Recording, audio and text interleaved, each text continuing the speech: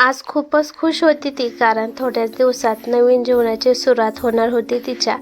लग्नानंतर यश देतील ना माझी साथ? मी ज्या ज्या अपेक्षा त्यांच्याकडून ठेवल्या आहेत पूर्ण करतील का ते? लग्नानंतर आपलं आयुष्य कसं असेल?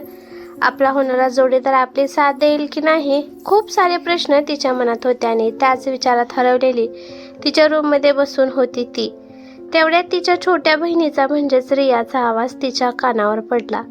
कुणीतरी होणाऱ्या आजीच्या विचारात खूपच रमलंय वाटतंय बाबा. कधीची आवाज देत आहे मी, पण एक हाक सुद्धा आली नाही. रिया तिच्या जवळ बसत म्हणाली. तशी कार्तिकीने लाजून खाली मान घातली. तसं काही नाही, मी तर ते काय? रियाने डोळे मिचकावत विचारले. काहीच नाही, ते असंच. तू सांग, काय म्हणत होती? तिने विषय बदलत विचारले. आईने तुला खाली बोलवलं आहे.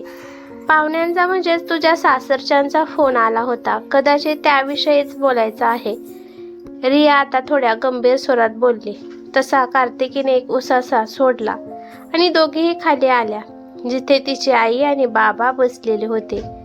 कार्तिकी बाळा, बस, आम्हाला तुझ्याशी काही बोलायचं आहे, बाबा हसून म्हणाले. तसा आईने एक रागीट कटाक्ष त्यांच्यावर टाकला आणि ते गप्प झाले. आम्हाला नाही, मला बोलायचं आहे. इथे बस, आई तिच्याकडे न बघतच म्हणाली. तसे बाबावरने एक नजर फिरून ती आईजवळ जाऊन बसली. तुझ्या होणाऱ्या सासरकडून फोन आला होता. आज उद्या लग्नाच्या बस्त्यासाठी बोलवलं आहे त्यांनी, आई एक उसासा सोडून म्हणाली. तशी कार्तिकीने पुन्हा एक नजर बाबांवरून फिरवली. आता तुझं लग्न होत आहे तर तुझ्या खूप अपेक्षा असतील. त्यात तुझं सासर जरा श्रीमंत आहे, तर त्यांनी केलेल्या सर्व मागण्या आम्ही पूर्ण कराव्या असंच तुला वाटत असेल. पण तुला आत्ता सांगून ठेवतो, आम्हाला तू एकटी मुलगी नाहीस. तुझ्यानंतर याचंही लग्न करायचं आहे आम्हाला. त्यामुळे आम्ही जेवढं बजेट तुझ्या लग्नासाठी ठरवलेलं आहे तेवढाच खर्च आम्ही करणार. त्यामुळे उद्या लग्नाचं सामान घेण्यासाठी गेल्यावर तुझ्या सासरच्या समोर अशी काही मागणी अजिबात करू नको जी आम्ही पूर्ण नाही करू शकणार. आणि त्यांच्याही अशा काही मागण्या असतील तर मी स्पष्ट नकार देईल, आई गंभीर स्वरात बोलली. आणि कार्तिकीचे डोळे टचकन पाण्याने भरले. आई, तुला वाटलंच कसं की तुम्ही पूर्ण करू शकणार नाही अशी काही मागणी मी तुमच्याकडून करेल म्हणून? आणि राहिला प्रश्न माझ्या सासरच्यांचा आणि लग्नाच्या खर्चाचा, तर त्याची व्यवस्था मी आधीच करून ठेवलेली आहे. माझ्या लग्नासाठी तुम्ही जो बजेट तयार केलेला आहे तो तुम्ही रियाच्या लग्नासाठी वापरा. माझ्या लग्नासाठी मी आधीच पैसे जमा करून ठेवलेले आहेत. कार्तिकी डोळ्यातील अश्रू पुसून म्हणाली. तसे आईचे डोळे मोठे झाले आणि त्या चकित होऊन बाबांकडे पाहू लागल्या. बघितलं, मला वाटलंच होतं. ही आपल्याला पगारीतली खूपच कमी पैसे देते आणि तिकडेच अर्धे पैसे जमा करते. झालं ना तसंच? तिच्या लग्नासाठी आधीच पैसे जमा करत होती ती आणि आपल्याला माहीत सुद्धा नाही. माझं जाऊ द्या, पण तुम्हाला तर खूप विश्वास होता ना तुमच्या मुलीवर. बघितलं काय केलं तिने? आपण तिच्या लग्नाची काळजी करत होतो आणि ती इकडे बघा काय करत होती. किती वाईट दिवस काढले आपण, पण 1 रुपया सुद्धा दिला नाही तिने. आईचा पारा आता चांगलाच चढला होता, त्यामुळे ती तोंडात येईल ते बोलायला लागली होती. पण बाबा हे मुळीच सहन करणार नव्हते. बस, आधी हकीकत ऐकून तर घे.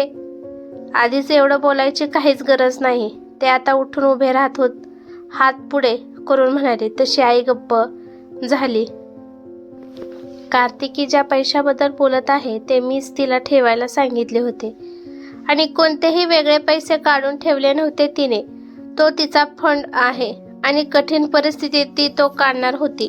पण मीच तिला नकार दिला होता, कारण तिच्या लग्नात तिच्या ज्या काही इच्छा असतील, तिच्या सासरच्यांच्या ज्या काही मागण्या असतील, मला सर्व पूर्ण करायच्या आहेत. कदाचित तू विसरली आहेस, आज आपल्याकडे जे काही आहे ते सर्व माझ्या पहिल्या बायकोचं म्हणजेच सीमाच्या वडिलांचं आहे. जर त्यांची प्रॉपर्टी नसती तर आज आपल्याला रोडवर फिरायला लागलं असतं. त्यामुळे तिच्या लग्नात तिच्या सर्व इच्छा पूर्ण करणं आपली जबाबदारी आहे आणि मी ती पूर्ण करणारच. कार्तिकी बाळा, तुझ्या लग्नासाठी आम्ही जेवढे पैसे साठवले आहेत ते आम्ही तुझ्यावरच खर्च करणार आणि तुझं फंड सुद्धा. बाबा स्पष्टपणे बोलले, ज्यामुळे आईच्या कपाळावर आठ्या पडल्या आणि ती ताड ताड पावलं टाकत बाहेर निघून गेली. आता कार्तिकीचे डोळे मात्र पुन्हा पाणावले होते. कार्तिकी बाळा, तू काळजी नको करू. तुझ्या आईचा स्वभाव तर तुला माहीत आहे ना. बाबा तिच्या डोक्यावर हात फिरवत म्हणाले आणि ते सुद्धा निघून गेले. आता तिथे फक्त रिया आणि कार्तिकीच राहिल्या होत्या. दी, तू किती जीव लावते आईला, तरीही आई तुझ्यासोबत अशी का वागते, मला तेच कळत नाही. थोडी रागानेच बोलून रिया सुद्धा निघून गेली आणि कार्तिकी डोळ्यातील अश्रू पुसत तिथेच खाली बसली. लहानपणापासून फक्त एकच आशा होती तिला. आईने तिला सख्या मुलीप्रमाणे प्रेम द्यावं जशी ती रियाला देते, पण आईने कधी तिला साधी हाक सुद्धा मारली नाही. कार्तिकी जेव्हापासून जॉब करायला लागली, तिच्या पहिल्या पगारापासून सगळे पैसे मात्र आईच्याच हातात असतात. तरीही आईच्या नजरेत कार्तिकी नेहमी खटकत असायची. 4 वर्षाची होती कार्तिकी जेव्हा तिची आई वारली. तिच्या आईला भाव नसल्यामुळे बाबा इथे सासरवाडीत राहायला आले होते. त्यामुळे त्यांची जी काही शेती घर होते ते कार्तिकीच्या वडिलांनाच आलं होतं. कार्तिकीची सख्खी आई गेल्यानंतर आजोबांची तब्येतही बिघडली आणि त्यांनी तिच्या वडिलांना दुसऱ्या लग्नाचा सल्ला दिला. त्यांची इच्छा तर नव्हती दुसरं लग्न करण्याची, पण आजोबांचा कार्तिकीमध्ये खूप जीव होता आणि ही सोन्यासारखी पोर एवढ्या कमी वयामध्ये आईशिवाय राहावी असं त्यांना बिलकुल वाटत नव्हतं. त्यामुळे त्यांच्या इच्छेचा मान ठेवून त्यांनी निर्मला देवीसोबत दुसरं लग्न केलं आणि तिला रिया नावाची दुसरी मुलगी झाली, जिनं कार्तिकीला सख्ख्या बहिणीपेक्षा कधीही कमी समजलं नाही. पण निर्मला देवीने मात्र कार्तिकीला कधीही एक आईचं प्रेम दिलं नाही, ज्यासाठी तिच्या वडिलांनी त्यांच्यासोबत लग्न केलं होतं. आता कार्तिकी लग्न करून कायमसाठी सासरी जाणार होती. त्यामुळे कमीत कमी आता तरी आईने तिच्यासोबत थोडं प्रेमानं बोलणं असं तिला वाटत होतं, पण नाही. आईचं वागणं अजूनही तसंच होतं. दुसरा दिवस उजाडला. सगळेजण लग्नाच्या बस्त्यासाठी मार्केटमध्ये पोहोचले. कार्तिकीची सासरची मंडळीही पोहोचली. त्यामध्ये तिचा होणारा नवरा सुद्धा होता, ज्याला बघून तिच्या गालावर लाजेची लाली पसरली होती. पण त्याने मात्र एक नजर कार्तिकीवर टाकली आणि दुसरीकडे तोंड फिरवलं. त्याचं वागणं तिला अजिबात कळलं नव्हतं. साखरपुडा होऊन 1 महिना झाला होता, पण अजून एक वेळही त्याने तिच्यासोबत बोलण्याचा प्रयत्न केला नव्हता. कदाचित त्याच्या घरी हे सर्व आवडत नसेल म्हणून कार्तिकीने हे सर्व इग्नोर केलं. पण त्यानंतर 1-2 वेळेस ते दोघे भेटले तेव्हा सुद्धा तिला बघण्याची उत्सुकता तिला त्याच्या चेहऱ्यावर अजिबातच दिसली नाही, ना फोनवर ना प्रत्यक्षात. त्याला बघून जेवढी ती खुश व्हायची, ती खुशी सुद्धा तिला त्याच्या चेहऱ्यावर दिसली नाही. आजही तसंच झालं आणि नेहमीप्रमाणे कार्तिकीने ते इग्नोर केलं.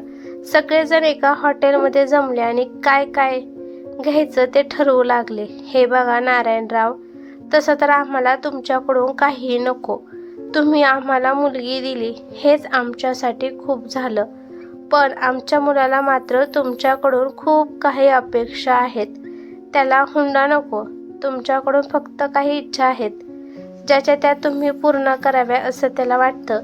जास्त काही नको, फक्त तुमच्या मुलीला 5 तोळे सोनं, आमच्या यशला 1 मोटार गाडी, 1 सोन्याची अंगठी, 1 गोफ आणि घरातील गरजेच्या सर्व वस्तू ज्या की लागतातच, बस एवढंच हवं आहे आम्हाला.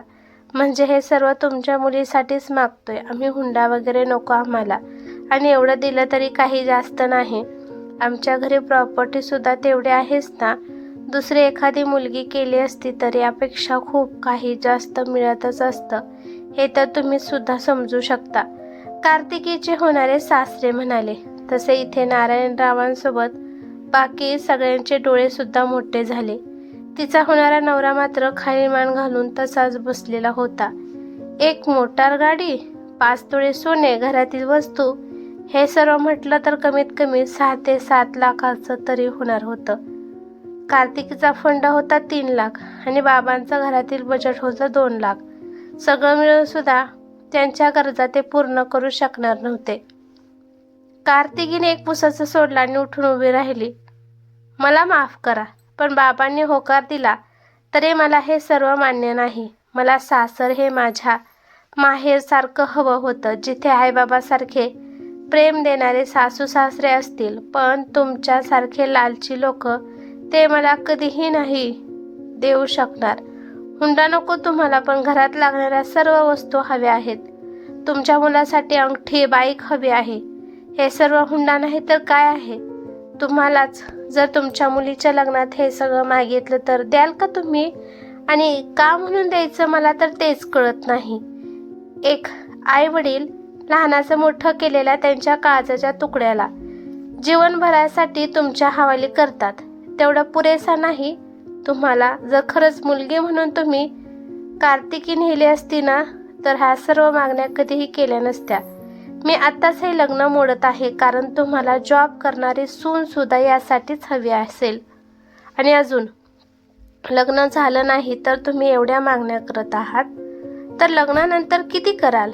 माझ्या आईवडिलांची एवढी परिस्थिती नाही की जीवनभर ते तुमच्या सर्व मागण्या पूर्ण करतील.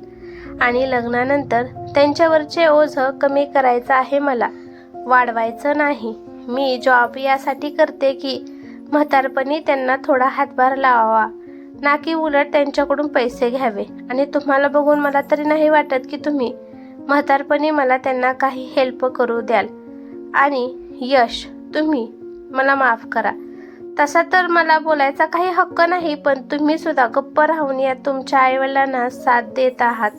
आणि यामुळे ज्याही मुलीचं लग्न तुमच्यासोबत होईल ती कधीही तुमच्यासोबत खुश नाही राहू शकणार. एक मुलगीही तिचे आई वडील सर्व काही सोडून येते, हे फक्त तुमच्या एकट्याच्या भरोशावर नाही. नवरा असतो ज्याच्यासाठी जुनी सर्व नाते विसरून स्वतःला बदलून त्याच्या घरच्यांना स्वतःची फॅमिली मानते. तुम्हीच जर तिची साथ नाही देणार, तुमच्या घरच्याप्रमाणे तिच्यासोबत वागणार, तर काय करायचं तिने? तुमची चुप्पी बघून मला तरी नाही वाटत की जीवनभर तुमची जी साथ मला हवी आहे तुम्ही देऊ शकाल.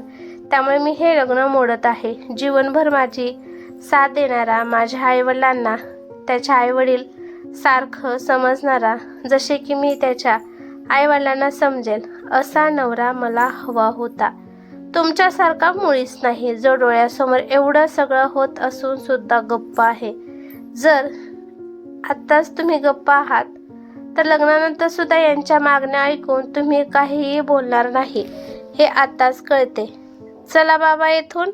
कार्तिकीला तिच्या आईवडिलांची काळजी होती, त्यामुळे आपल्या लग्नामुळे त्यांच्यावर कर्ज व्हावं, लग्नानंतर ही सासरच्यांच्या मागण्या पूर्ण करताच त्यांचं जीवन जावं असं तिला बिलकुल वाटत नव्हतं.